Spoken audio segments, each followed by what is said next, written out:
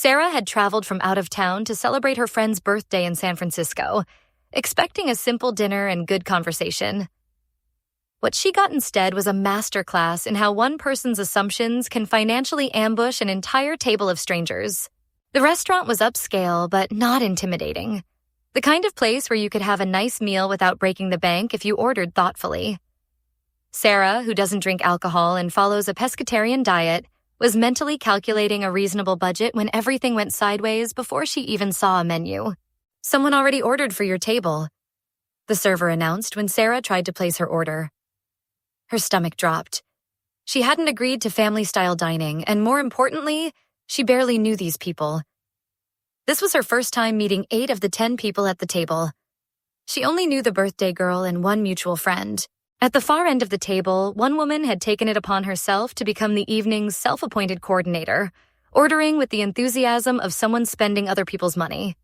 "We're doing family style," she declared, as if this had been discussed and agreed upon by everyone.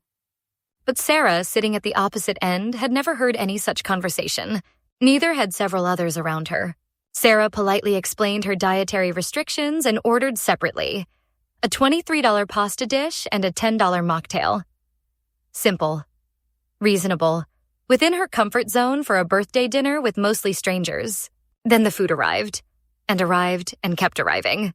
Giant platters of meat and seafood dominated the table like edible monuments to excess. Multiple appetizers appeared, followed by elaborate desserts that no one had requested. The woman who'd orchestrated this feast was in her element, loading her plate and chatting about how wonderful it was to experience dining this way. Meanwhile, most of the food sat untouched, beautiful and expensive and wasteful.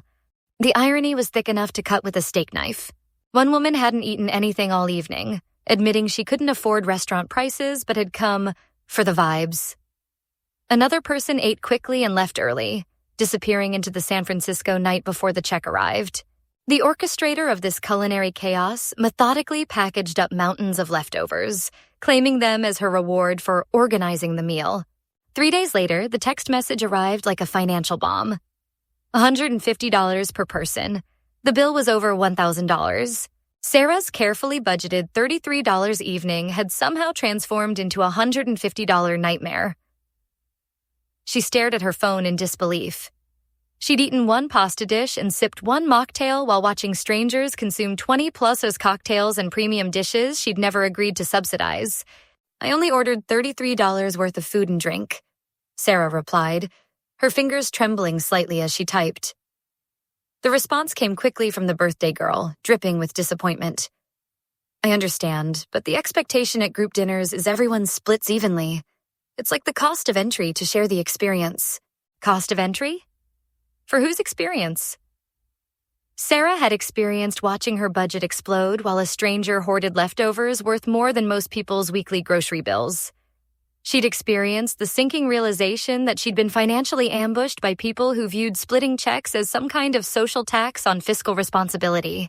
The birthday girl, now unemployed and clearly panicking about money, offered a compromise: $100 instead of $150. But even this felt like extortion wrapped in friendship. Why should Sarah pay triple what she consumed to subsidize strangers' expensive tastes? The situation spiraled further when the woman who'd left early also refused to pay the inflated amount, choosing to pay only for what she'd consumed. Now the birthday girl was questioning that friendship too, apparently unable to see that the real villain wasn't the people refusing to be financially exploited. It was the system that allowed one person to make expensive decisions for 10 people without their consent. The most infuriating detail? They never received an itemized check, making it impossible to verify what had actually been ordered or consumed. The financial orchestrator had conveniently kept all the receipts, controlling the narrative while literally taking home bags of food that others were being forced to pay for.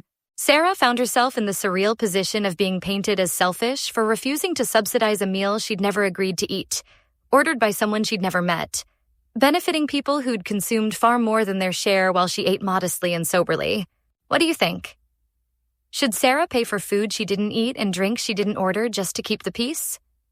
Is splitting bills evenly really fair when consumption varies wildly? Have you ever been financially ambushed at a group dinner? Share your thoughts. Sometimes the real cost of a meal isn't what's on your plate,